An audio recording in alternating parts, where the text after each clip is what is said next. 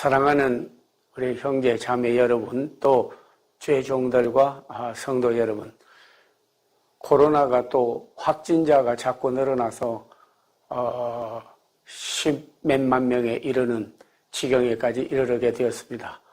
모두 건강하고 코로나가 이 땅에서 전 세계에서 사라지고, 재난은 잠깐 오는 것이지만은 재앙은 계속 오는 것입니다. 그래서 이 재난이 재앙으로 안 바뀌고 빨리 소강 상태와 그리고 멸절되는 역사가 일어나기를 먼저 기원을 합니다.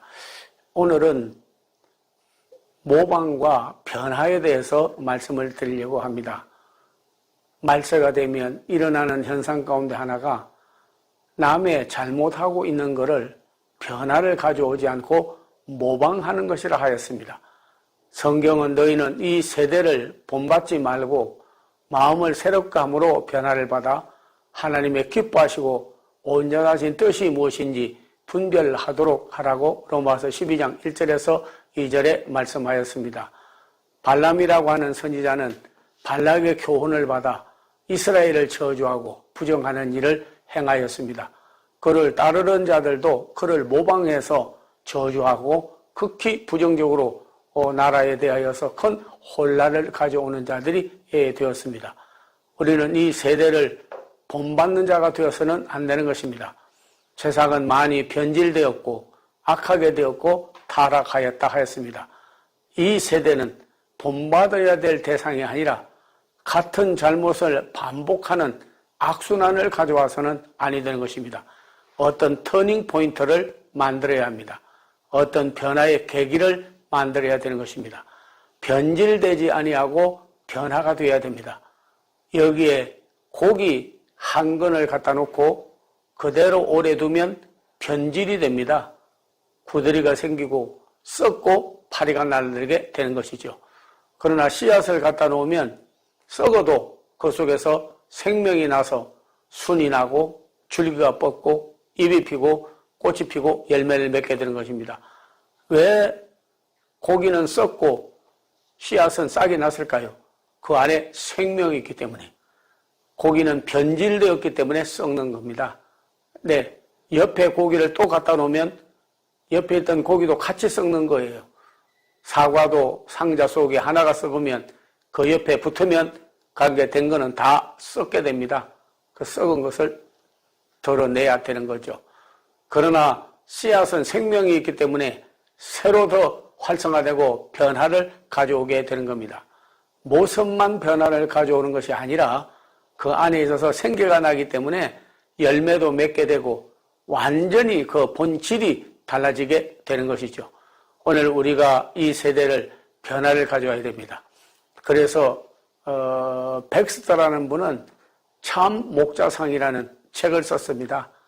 많은 주의 종들뿐만 아니라 평신도들도 읽고 큰 교훈을 받는 그런 책입니다.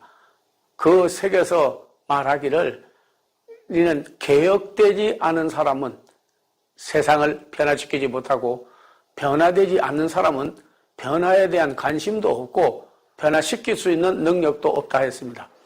우리는 세상을 많이 원망합니다.